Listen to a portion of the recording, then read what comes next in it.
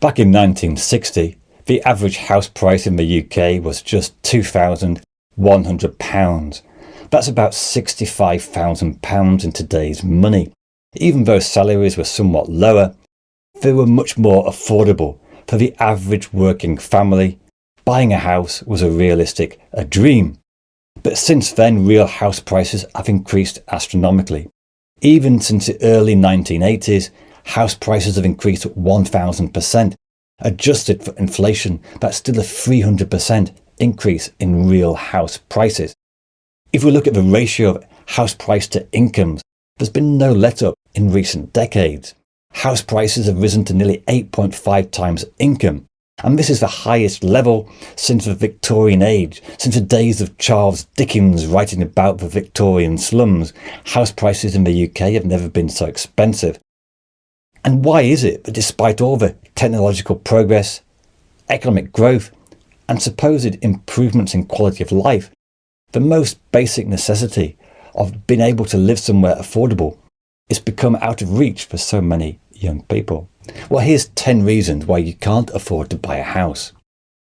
Firstly, the UK has significant restrictions on building new houses. There's planning regulations, greenbelt restrictions, local authorities having a veto power, and then there are many rules and regulations about building height, quality of housing, etc. The net result is that in those places where demand is greatest and economic growth strongest, house building has not been keeping up with demand. One study by the Centre for Cities suggests that over 4 million homes in the UK are missing because the UK hasn't kept up with European levels of home building. The result is the UK has one of the lowest rates of house building in Europe, and this accumulation over the past 50 years has pushed up prices. One study by LSE claimed that the rigidity of UK planning rules mean that house prices in the southeast are 30% higher than they otherwise would be. Now, at the same time as house building slowing down, the UK population has been going up, an extra 10 million people in the past 20 years, and this population is forecast to keep rising in the coming years. The growth is primarily due to high levels of net migration, which in recent years have been very high. Despite falling birth rates, the UK population is still set to continue to rise.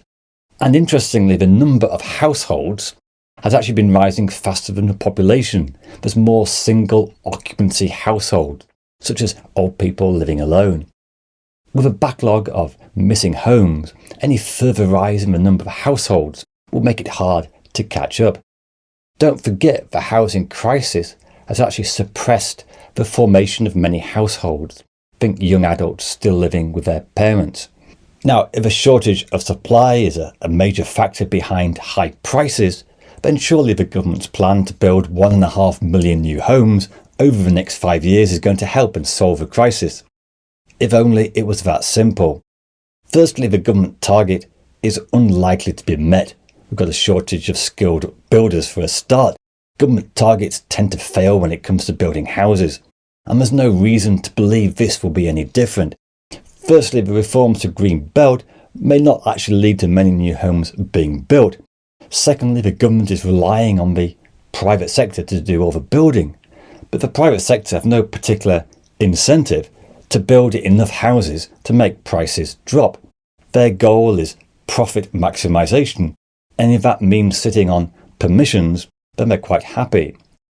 Also, when government, say, insist on 50% affordable housing, which sounds a reasonable goal, this only makes it more likely the private sector will build smaller numbers of homes because it becomes less profitable, more risky. And don't forget that house builders are already sitting on 1.1 million planning permissions already. Even if you built 300,000 homes a year, some claim the reduction in price would be pretty limited. And maybe a 10% reduction over 20 years if you build 300,000 a year. That's around 0.5% a year decrease. It's not enough to make prices affordable. Now, this is not to discourage building new houses, but it means that there's much more than just meeting some arbitrary national target, in particular building where houses are needed. So does that mean we have to concrete over the whole of Britain to build millions of new homes to make them affordable? No, because there are other issues as well.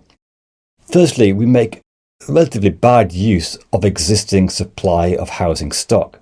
There are around 600,000 empty homes and 8.8 million which are underutilised, spare bedrooms. A retired couple with many spare rooms have very little incentive to downsize to a smaller house, enabling a family to move in. Council tax rates are still based on levels set in 1991, and very high stamp duty discourages people to move. So we've got more of a stagnant housing market, very expensive and costly to move. One brave solution would be to completely abolish council tax and stamp duty and replace it with an annual tax on land value or value on homes. It would change the housing market quite radically, but it's probably too radical for UK politics. Another point is that relying on the private sector to build houses has never really been the solution in the UK. The golden age of home building in the post-war period was the 60s and 70s, where half of new built houses were built by local councils. Their mass scale of building enabled relatively low costs, economies of scale. But since the late 1970s, this social side of building houses has gone into terminal decline. Not only has there been no new building, but there's been a net sale of council properties under right to buy, often at a big discount to market prices, and councils have never been able to reinvest the money they get from selling it into building new ones. So even as demand for social housing rises, the supply is going down. Another big factor behind housing demand and the price of housing is the availability and cost of mortgages. Go back to 1992, interest rates reached a peak of 15% temporarily, and this caused the housing market to crash. Repossessions rose, prices fell for several years. But since that period of ultra-high interest rates have mostly been on a downward trend, at least compared to the post-war period. And the market was supercharged by the ultra-low interest rates of the 2010s when mortgage rates got as low as 2%. No wonder house prices were rising despite a stagnant economy. And for 2025 at least, the likelihood is for interest rates to, if anything, be lower at the end than at the start. With economic growth stagnant, it's very hard to see big increases in interest rates we saw in the late 80s and early 90s. As well as lower interest rates, we've also had a big liberalisation of the mortgage market, especially in the 1980s, giving prospective buyers more opportunity to borrow more, get bigger mortgages, bigger mortgage multiples. Now, post-credit crunch, there were some reforms to take some of the heat out of the more extreme forms of mortgage lending. But even now we're seeing a return of much longer mortgage terms, even mortgages 6 times income. And this increase in mortgage credit has often been helped by government policy. Often governments realise there's nothing they can do about the housing crisis, so therefore they fall back on the easiest solution, which is to try to help people borrow more, help to buy. Even the current government is looking to liberalise mortgages again. Of course, it's a sticking plaster solution.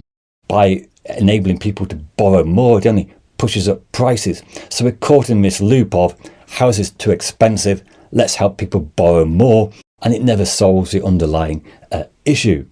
Now, one interesting question about the housing market is, why has the house price to income ratio increased so much in recent years? Surely there must come a point when it's overvalued and it can't be sustained, at least compared to previous income multiples. Why does it keep going up?